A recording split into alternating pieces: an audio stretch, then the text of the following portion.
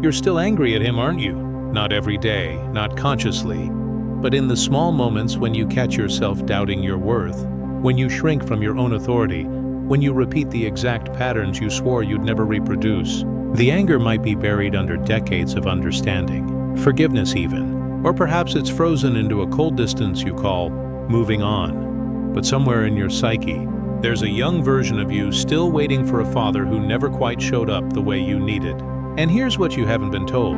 You cannot heal what you cannot see clearly. Not the idealized father you wish you'd had, not the villain you've constructed to make sense of your pain, but the actual psychological force that the relationship with your father set in motion inside you. What we're about to explore isn't therapy, and it isn't about assigning blame. We're going to look at one of the most powerful and least understood mechanisms in depth psychology, the father complex. Jung discovered through his clinical work that the relationship with our father creates a psychological structure, an internal organizing principle that shapes how we relate to authority, power, our own potential, and the very possibility of becoming ourselves. This complex doesn't disappear just because you've dealt with your childhood. It operates beneath conscious awareness, pulling strings, making decisions, sabotaging dreams. And most people spend their entire lives negotiating with a psychological father they've never clearly seen. Welcome to Deep Psyche Lab. I'm here to guide you through the deeper territories of the psyche, where real transformation becomes possible. If you're new here, consider subscribing. We go beneath surface psychology into the archetypal patterns that actually structure human experience. Hit the notification bell so you don't miss these explorations, because what we're about to uncover might fundamentally shift how you understand not just your relationship with your father, but your relationship with yourself, your ambitions, your limitations, and your freedom. The father you're carrying isn't just a person. He's a complex, a psychological constellation of images, emotions, expectations, and automatic responses that formed in your psyche through your relationship with your actual father, but extends far beyond that single human being. Your father was a man, flawed, limited, shaped by his own wounds and complexes. He had a certain temperament, certain capacities, certain blind spots. He was present or absent, encouraging or critical, engaged or distant in specific particular ways. That's the personal father, the historical figure who raised you or failed to raise you. But something else happened in your developing psyche. You encountered through your father the archetypal father, capital F. This is the eternal pattern of paternal energy that exists in the collective unconscious, the same pattern that shows up in myths across every culture. The father as lawgiver, as protector, as the one who initiates you into the world, who bestows his blessing or withholds it, who represents order, structure, authority, legacy. The king on his throne, the judge at the bench. God the Father, Zeus, Odin, Abraham. Your psyche in its development couldn't separate these two. The man who was your father became fused with the archetypal father energy, and a complex formed. This complex is a charged psychological structure that has tremendous power over you because it operates largely unconsciously. It's not just memories of your father, it's an entire internal world. A sub-personality with its own logic, its own energy, its own voice. When you hear yourself saying, "I'm not good enough," that's often the father complex speaking. When you sabotage yourself just as you're about to succeed, that's the complex in action. When you can't stand up to authority figures, even when you know you're right, or when you rebel against any authority even when it serves you, both responses are the complex. When you find yourself choosing partners who withhold approval just like your father did, you're being orchestrated by this psychological force you haven't fully seen. Jung wrote in his collected works that complexes have us. We don't have them. They seize consciousness. They make us do things, say things, feel things that our conscious mind wouldn't choose. And the father complex is one of the most powerful because it's installed so early, so deeply, and because the father archetype is connected to everything in your life that involves stepping into your power, claiming your authority, building something meaningful, and taking your place in the world. Think about the last time you held yourself back from something you deeply wanted, not because of practical obstacles, but because of some internal prohibition. Some voice that said, "Who do you think you are?" That's the father complex. Or think about the way you relate to success. Do you unconsciously ensure you never surpass your father, never outshine him? Or do you compulsively try to prove something to a man who may not even be alive anymore? These aren't conscious choices. They're the complex running its programming. Here's where it gets psychologically crucial. The complex isn't just about your relationship with your father. It's about your relationship with your own masculine energy. Your capacity for agency, structure, discipline, ambition. Whether you're a man or a woman, you have an inner masculine side, what Jung called the animus in women, or the conscious ego's relationship to masculine archetypal energy in men. And that inner masculine is massively shaped by the father complex. If your father was critical and impossible to please, your inner masculine becomes a tyrant, constantly pushing you, never satisfied, driving you toward burnout or collapse. If your father was absent or weak, your inner masculine often lacks structure and follow-through. You have dreams but can't execute, vision but no discipline, potential but no container to hold it. If your father was rageful, your own assertiveness becomes terrifying to you, something you suppress or only express in distorted ways. Jung saw this pattern repeatedly in his clinical practice. He wrote about a patient who couldn't pursue her artistic gifts because her father had dismissed her talents, telling her she'd never make anything of herself. Even decades after his death, she unconsciously obeyed his verdict. Her father complex had more authority over her life than her own conscious will. When Jung helped her see this, not just intellectually but experientially, through active imagination and dream work, something began to shift. The complex didn't disappear, but it lost its absolute power. She could begin to separate the voice of the complex from her own authentic voice. This is what most people miss.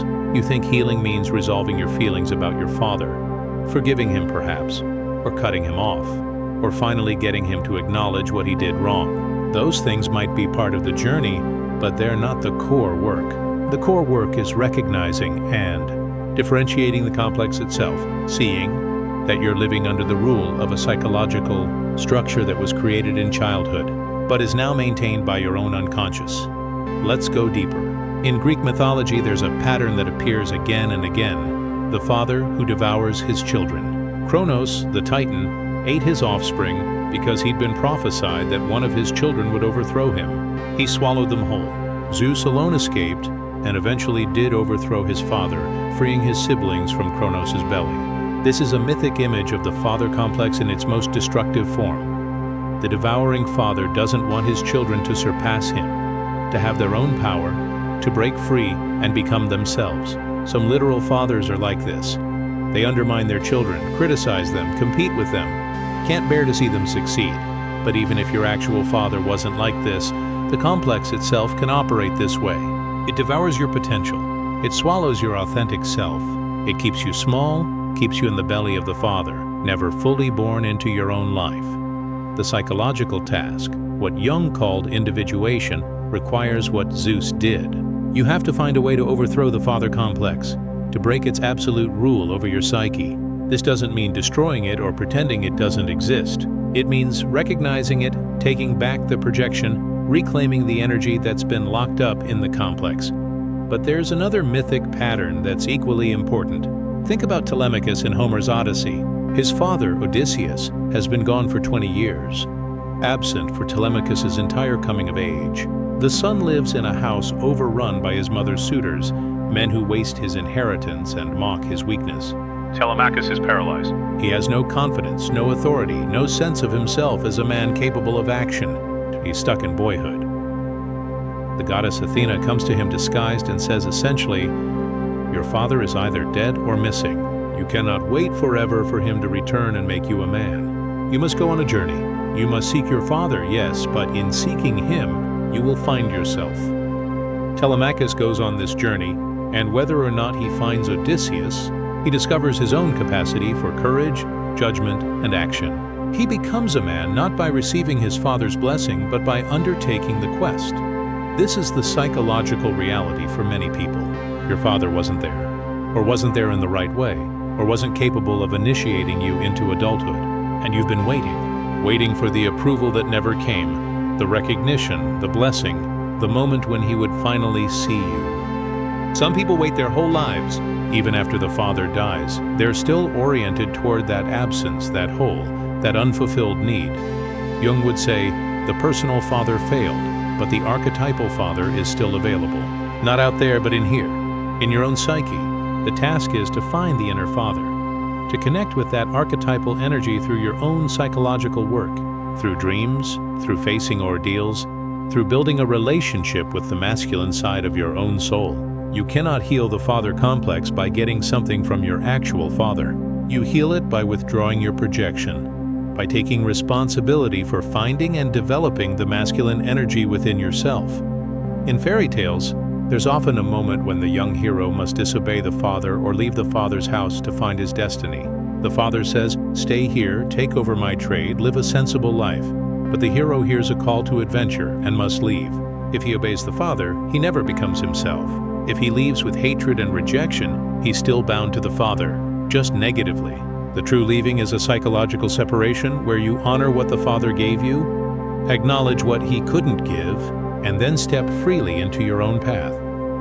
This is extraordinarily difficult because the complex pulls both ways. Part of you remains loyal to the father, even to his limitations. If your father was depressed, you might unconsciously feel it's a betrayal to be joyful. If he was unsuccessful, you might sabotage your own success to stay in solidarity with him. If he was emotionally shut down, you might cut off your own feeling life to maintain that identification. This is the complex's cunning. It makes you believe that your limitation is loyalty. And then there's the other pull, the rebellion. You define yourself entirely in opposition to your father. Everything he was, you won't be. Everything he valued, you reject. This feels like freedom, but it's not.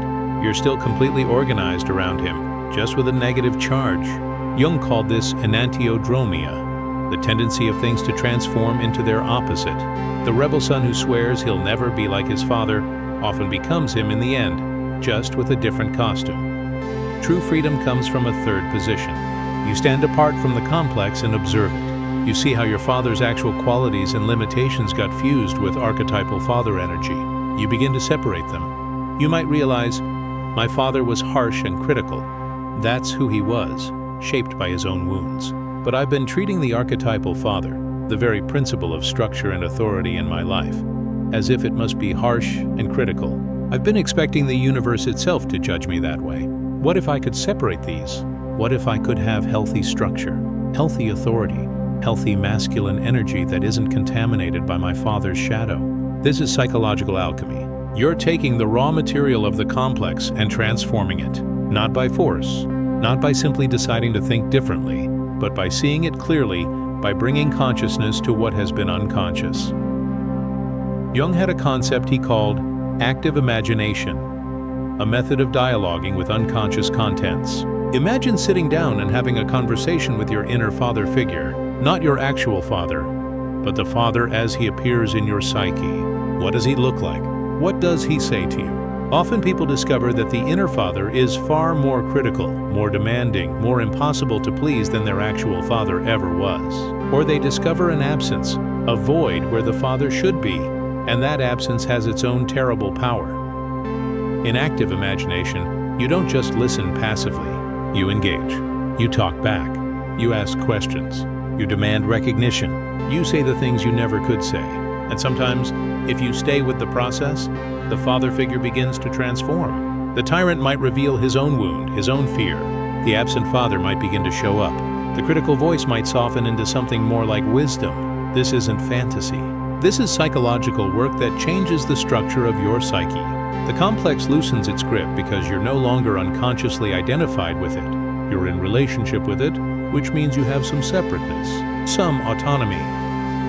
There's a moment in many people's psychological development, often in the late 30s or 40s, when they realize they've been living their father's unlived life, not their own life, but the life their father wanted and never achieved, or the life they thought would finally earn his approval, or the life that would prove he was wrong about them, the career they don't love, the marriage they settled for, the creative gifts they buried, all of it in service to this unconscious relationship with the father complex.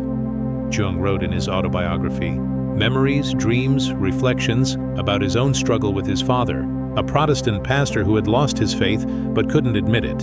Jung felt his father's spiritual deadness acutely and struggled against it, yet he also carried a deep compassion for his father's predicament. Jung's entire life work, his exploration of the psyche, of archetypes, of the reality of the soul, can be seen as a response to his father's failed spirituality.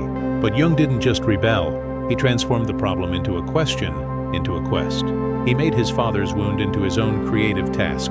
That's one path through the father complex. You take what was wounded or incomplete in your father and you transform it in your own life, not by fixing him, not by proving him wrong, but by engaging with the same existential questions at a deeper level. If you're finding this exploration valuable, if something here is touching on what you've lived but couldn't name, take a moment to like this video.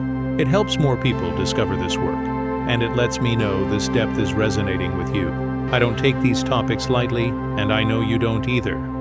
Let's talk about what this looks like in the texture of daily life. You're in a meeting at work and your boss criticizes your proposal. Something tightens in your chest. You feel young suddenly, small.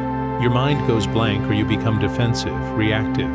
Later you realize your response was way out of proportion to what actually happened. That's the complex. Your boss triggered the father complex, and suddenly you weren't a competent adult in a professional setting. You were the child who could never get it right, who was always disappointing the father. Or you're about to launch a project you've poured yourself into. As the moment approaches, you find reasons to delay, to perfect it just a little more, to wait for the right time. You might not recognize this as the father complex at work, but it often is. If your father was competitive, your success feels dangerous, like you're betraying him or inviting his envy. If he was a failure, your success feels like abandonment, like you're leaving him behind. The complex creates invisible ceilings on your life or consider intimate relationships. Women often choose partners who unconsciously recreate the father dynamic. The emotionally unavailable man they keep trying to reach, the critical man whose approval they seek, the weak man they have to mother because their father was weak. Men often struggle with commitment because committing to a woman means leaving the mother and stepping into masculine authority, which requires having worked through the father complex. If a man hasn't separated from his father psychologically, he can't fully step into his own masculine power, and so he either remains a boy or he imitates his father without having truly claimed the role for himself.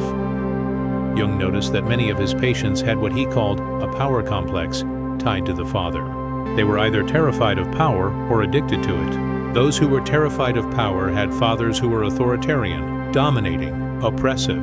They learned that power is dangerous, corrupting, something to avoid, so they make themselves small, passive, always in the one-down position. They sabotage their own leadership, refuse promotions, defer to others even when they shouldn't. Those addicted to power had fathers who were often weak or absent. They felt the terrible insecurity of having no strong father to protect them, to provide structure, so they become compulsively focused on gaining power, control, dominance, trying to fill an inner void, trying to become the strong father they never had. But it's never enough because they're not seeking real power. They're seeking the father's power, which is always out there, always external. The healing path is the same in both cases. Recognize the complex, see how it's driving your relationship to power, and begin to develop a conscious, grounded relationship to your own authority, not the reactive authority of the tyrant, not the collapsed powerlessness of the victim, but the mature masculine authority that takes responsibility without domination, that provides structure without rigidity. There's a concept in Jungian psychology called the senex, the old king, the rigid father, the principle that becomes hardened and stale. Every father complex eventually takes on senex energy if it's not confronted. It becomes the voice of should, of obligation, of the way things have always been done. It kills spontaneity, creativity, new life. You can feel it in your body, a heaviness, a sense of being weighed down by expectations that aren't even yours anymore, but you carry them like stones in your pockets. The opposite energy is the pure eternus, the eternal youth, the son who never grows up, who refuses all structure and responsibility. This is the other side of an unresolved father complex. The man in his 40s still living like a teenager, the woman who can't commit to anything, who's always seeking the next adventure, the next inspiration, but never building anything lasting. It looks like freedom, but it's actually an unconscious refusal to engage with the father complex, to take on the necessary structure and responsibility that would mean growing up. Jung's insight was that you need both energies in balance, the Senex's structure and the pure's vitality. But to achieve that balance, you have to consciously work through the father complex. You have to see where you've been possessed by rigid Senex energy because you're unconsciously identified with a harsh father, or where you're stuck in pure energy because you're unconsciously rebelling against the father's authority. In fairy tales and myths, the son often has to complete a task the father couldn't complete.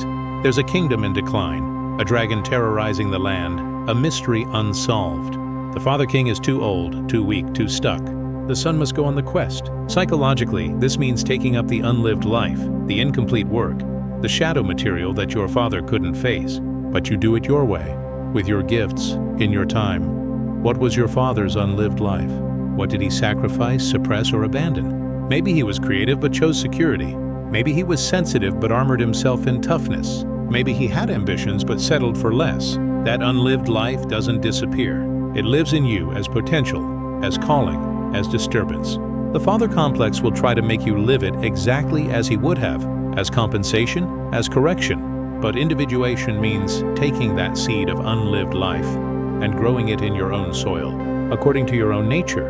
Jung wrote about a pattern he saw repeatedly. The sins of the father are visited upon the children, not as moral judgment but as psychological fact. The unresolved material, the denied shadow, the wounds your father never faced, these get transmitted. They become your inheritance. But unlike financial inheritance, psychological inheritance can be transformed. You can work with it, metabolize it, make it conscious. And in doing so, you not only free yourself, you break the chain of transmission. You don't pass the same wound to your own children or to the people in your life. This is why the father complex is so crucial.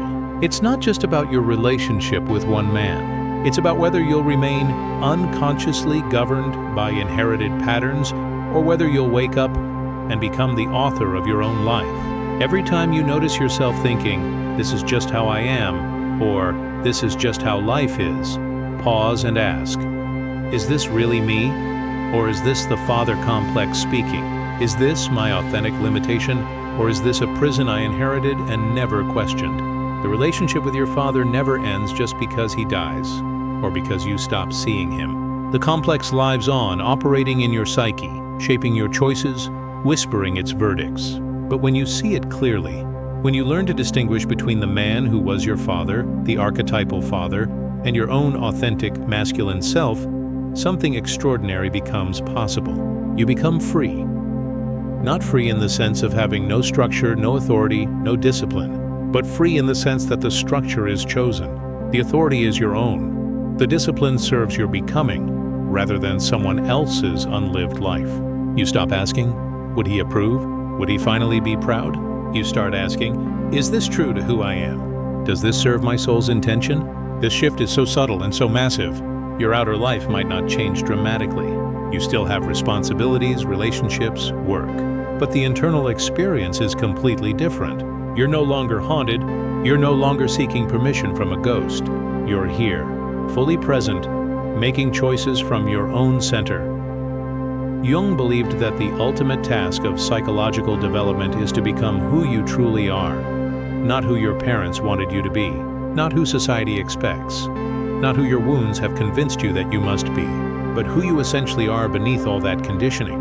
He called this individuation, the process of becoming an individual, a unified self rather than a collection of unconscious programs and identifications. And the father complex is one of the greatest obstacles to individuation because it was installed so early, because it carries archetypal weight, because the father represents the superego, the law, the collective, everything that tells you who you should be. To individuate means to consciously separate from that, not in rebellion, not in rejection, but in clear-eyed recognition of what's yours and what isn't. There's a beautiful moment that sometimes happens in active imagination or in dreams when people work deeply with the father complex. The harsh father figure softens and reveals that beneath the judgment was always a wish for your well-being, however clumsily expressed. Or the absent father finally appears and blesses your journey, gives his permission for you to become yourself. These are profound psychological moments because they represent the transformation of the complex. The energy that was bound up in conflict becomes available for your own life. But even if that moment doesn't come, even if your actual father never changes, never apologizes, never understands, you can still do this work. Because the work isn't about him anymore. It's about you taking back your power from the complex, reclaiming the projection, standing in your own authority.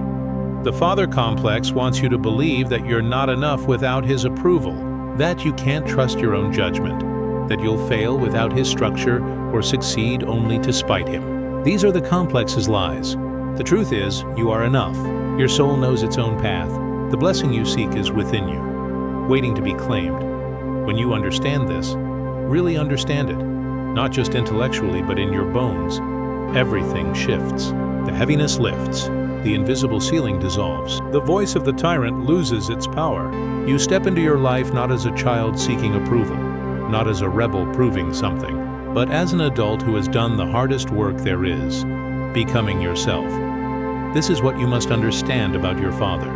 He gave you life. He shaped you, he wounded you perhaps, and he loved you in whatever way he could. But he is not your destiny. The father complex is not your identity. You carry it, yes, but you are not it. And the moment you see that clearly, the moment you take responsibility for your own becoming, the moment you stop waiting for the Father to save you or to release you, that's when your real life begins. You will never heal until you understand that the Father you're negotiating with, the Father you're trying to please or rebel against or simply escape, exists now primarily in your own psyche. He is a complex, a structure, a pattern of energy. And like all complexes, it can be seen, understood, engaged with consciously, and transformed. Not eliminated, the Father will always be part of your psychological inheritance, but transformed from an unconscious ruler into a conscious relationship. The work is difficult.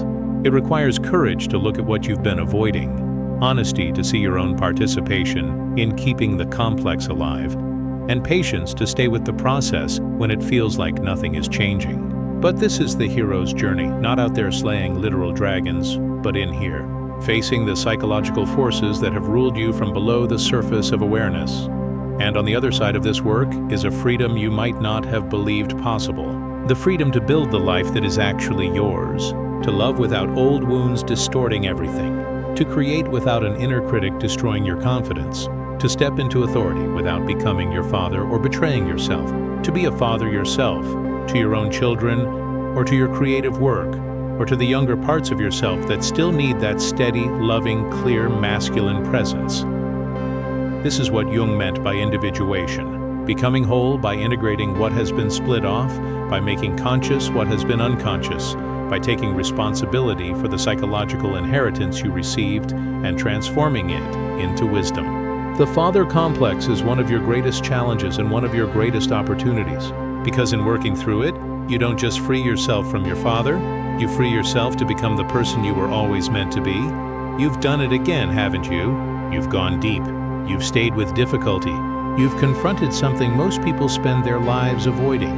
That takes courage. The psyche rewards that kind of honest engagement. Something has shifted just in the seeing, just in naming what's been unnamed. The work continues, but you're no longer working blind. If this exploration has opened something in you, consider this.